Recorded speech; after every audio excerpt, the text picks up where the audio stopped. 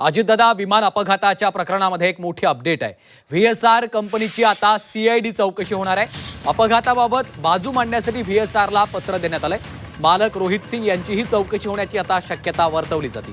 व्हीएसआर कंपनीची आता सीआयडी कडनं चौकशी होणार असल्याचं समजतंय। या अपघातासंदर्भात बाजू मांडण्यासाठी व्हीएसआरला पत्र देण्यात आलं। मालक रोहित सिंग यांचीही चौकशी होण्याची शक्यता वर्तवली जाते। गेल्या काही दिवसांपासून राष्ट्रवादी काँग्रेसचे आमदार रोहित पवार यांनी पत्रकार परिषदा घेऊन या संदर्भात अनेक खुलासे केलेले आहेत, अनेक दावे केलेत, गंभीर आरोप देखील केलेत। विशेषतः व्हीएसआर कंपनीमधील अनेक मुद्द्यांवर त्यांनी बोट ठेवलेलं आहे आणि आता व्हीएसआर कंपनीची सीआयडी चौकशी होणार आहे असं समजतंय। या अपघाताबाबत बाजू मांडण्यासाठी आता व्हीएसआरला पत्र देखील देण्यात आलेलं आहे। निलेश खरमरे आमचे प्रतिनिधी सध्या फोनलाईनवरनं आपल्या सोबत आहेत। निलेश, आपण पाहतोय रोहित पवार सातत्याने या संदर्भात गंभीर आरोप करतायत, निष्पक्ष चौकशीची देखील त्यांच्याकडनं मागणी होतीये आणि आता व्हीएसआर कंपनीची सीआयडी चौकशी होणार आहे असं समजतं।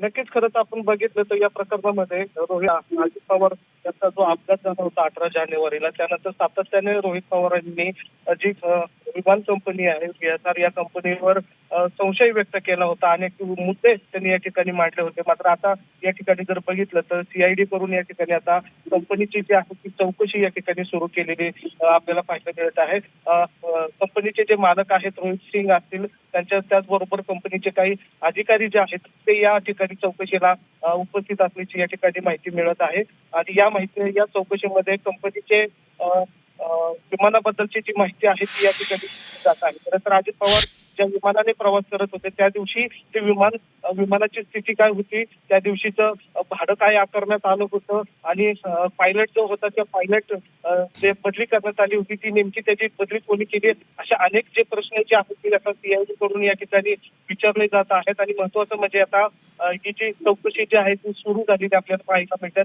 पुण्यातील सीआयडी कार्यालयामध्ये या ठिकाणी बीएसआयचे जे अधिकारी जे आहेत, कर्मचारी जे होते त्या दिवशी नेमण्यात आलेले, त्यांची या ठिकाणी चौकशी सुरू असल्याची माहिती या ठिकाणी आपल्याला मिळताना आपल्याला पाहायला मिळत आहे। नक्की आता ही चौकशी किती वेळ सुरू होईल हे पाहणं महत्वाचं असणार आहे। मात्र या ठिकाणी महत्वाची गोष्ट म्हणजे आता ज्या पद्धतीने रोहित पवारांनी कंपनीबाबत जे आक्षेप नोंदवला होता, चौकशीची मागणी केली होती, त्या अनुषंगाने आता या ठिकाणी आता अजित पवारांनी जो विमान अपघातामध्ये जे विमान वापरलं होतं व्हीएसआर कंपनी होती, त्या कंपनीची आता या ठिकाणी चौकशी जी आहे ती सुरू होताना आपल्याला पाहायला मिळते। निश्चितच धन्यवाद निलेश या सविस्तर माहितीसाठी।